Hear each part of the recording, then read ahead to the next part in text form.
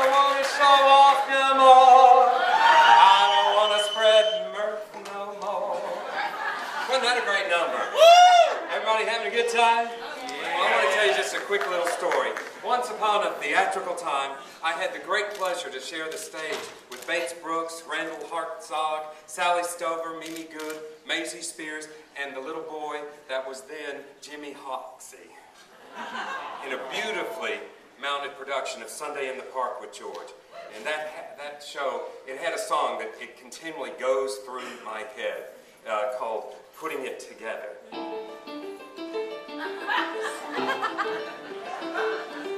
Bit by bit, putting it together, piece by piece. Every moment makes a contribution, every little detail plays a part. Having just the vision's no solution, everything depends on execution. Putting it together, ounce by ounce, that's what counts. Putting it together. Well, I can't remember in my vacant head all the words to that song, but I know someone who does, and perhaps Miss Renee will keep playing that song, because I like that song, even though it wasn't from this season. But I want to invite one of my favorites and one of your favorites up here, because I know she knows how to put things together, whether it is a Christian cotton panel painting, or a karaoke smack jam, or a trip all the way to New York City for fire. Ladies and gentlemen, please welcome the legend, Sister Myotis.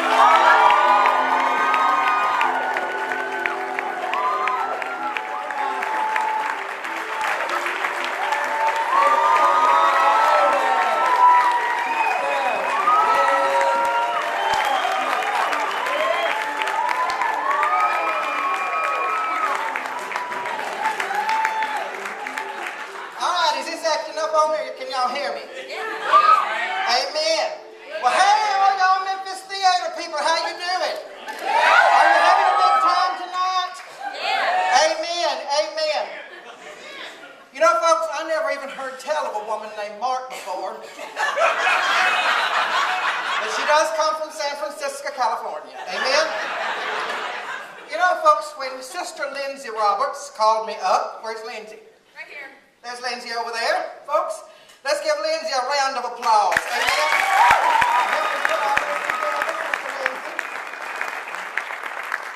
Well, Sister Lindsay called me up, asking me if Sister Mark could stay in our guest room this year. And I had no idea what I had gotten myself into. You know, my husband Herschel has a burden for unsaved golfers and stays out in Overton Park till 2 or 3 in the morning.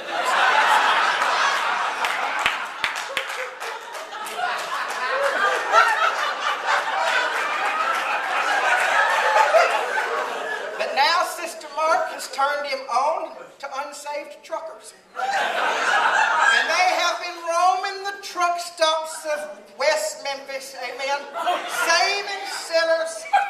They come in at 3 or 4 in the morning with the greasiest hands. I think they're helping them repair the trucks.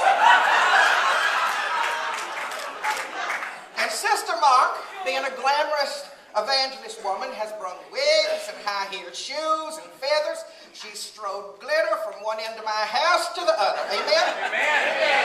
While we was eating breakfast the other morning, Herschel even found a sequin up under his upper plate.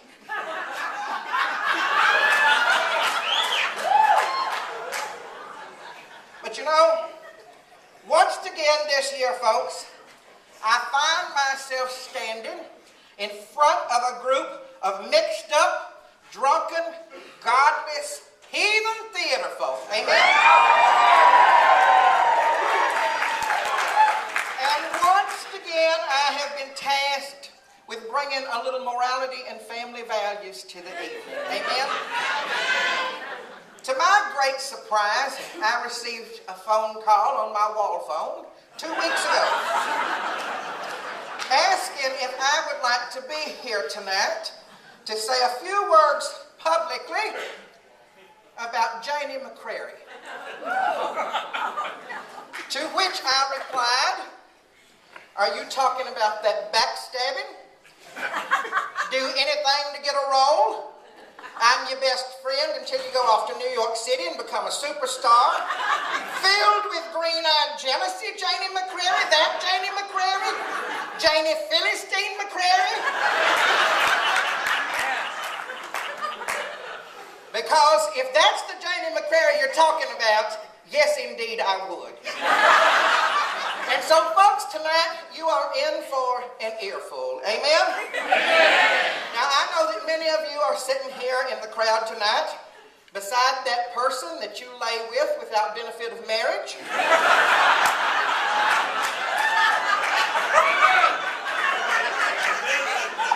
Or with your partner, which we all know is theater code language for gay lover. So you might as well be plain about it. And you may be asking yourself, who exactly is this Janie McCrary woman? Well, folks, let me tell you who she is. Amen? She is sat right yonder on the front row, painted up like she didn't just wipe the sleep out of her eyes from taking drunk last night. Pull the same clothes out from under the bed that she wore yesterday and throw on a cheap yarn-nail wig in order to look somewhat presentable here tonight. Or this morning, for those that have laid up drunk all the long day. Janie is also the woman that claims to have a committee of judges to pick out these rewards every year. But those of us who never see their name on an Ostrander reward plaque, no matter how many times their acclaimed church production of The Living Christmas Tree sells out, knows that the real committee of judges is Janie and her pack of Virginia Slims menthols sitting in a cheap plastic yard chair in her backyard. You see, folks, you may be tickled pink that you're leaving here tonight with an Ostrander reward. But what you don't yet know is that there's probably a very good reason that Janie chose you to win a reward tonight. Maybe she thinks some of these college students will stop off and bring her some cigarettes or whiskey when she's laid up with her rheumatiz. Maybe she thinks one of you long-haired, hippie, set-builder people can help her out when she's needing to take the pot for her glaucoma. Maybe she thinks one of you might be able to bail her out of jail after a wild night at the casinos, gambling with Debbie Double or Nothing Lynch.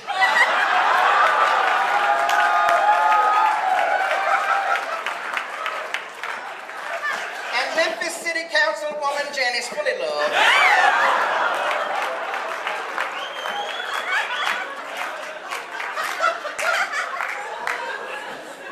So, when they told me that Janie was retiring as organizer of the Ostrander Rewards, after 25 years of dedicated service to the theater community in Memphis, I smelled a rat. Janie, give up her high and mighty position as head picker of the Ostrander Rewards and give up all of her dope connections?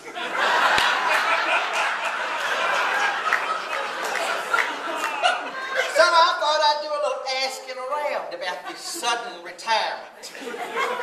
And as I suspected, unless the definition of the word retire has been changed to mean being asked to step down, then this is no retirement. Amen? You see, the other night, me and Herschel was at home watching our favorite program on TV, Hoarders, which always makes us feel so good about ourselves. When what do I see on the television but a commercial come on for a new program called My Strange Addiction. And they show this old girl that's took to eating washing powders. And then there's another that tears the drywall off the walls for a snack. Then there's another old gal that totes her husband's ashes around in an urn and then takes a spoonful from time to time. And then what else did I see? But Janie McCrary.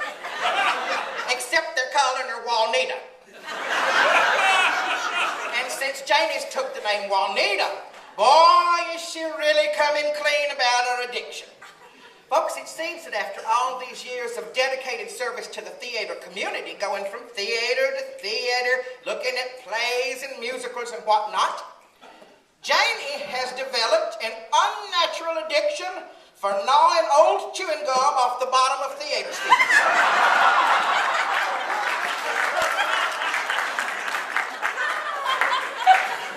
And then Brother Jackie Nichols really put the panties on the situation after catching her crawling around on her hands and knees looking for a snack one night after the Grey Gardens dismissed. And so it was decided by all concerned that maybe this was the year for Janie to retire and get some help. But Janie, guess what?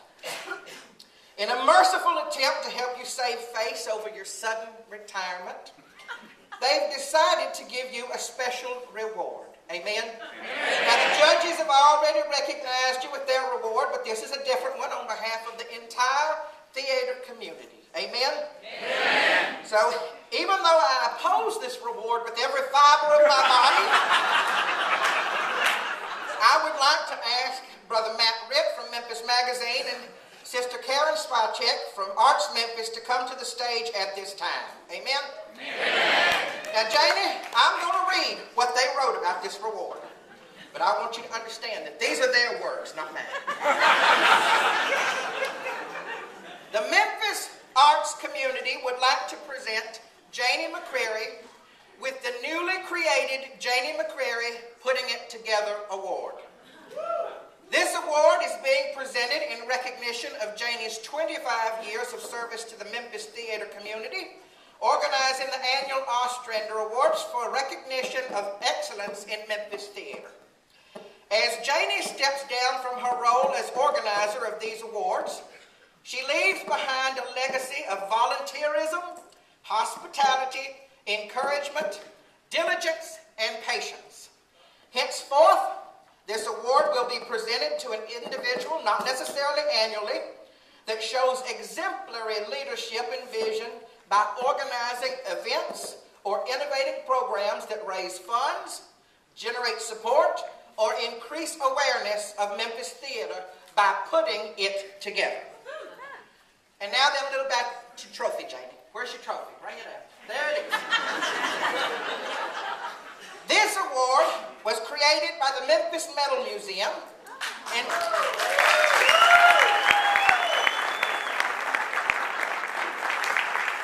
is a kinetic sculpture with rivets at the base.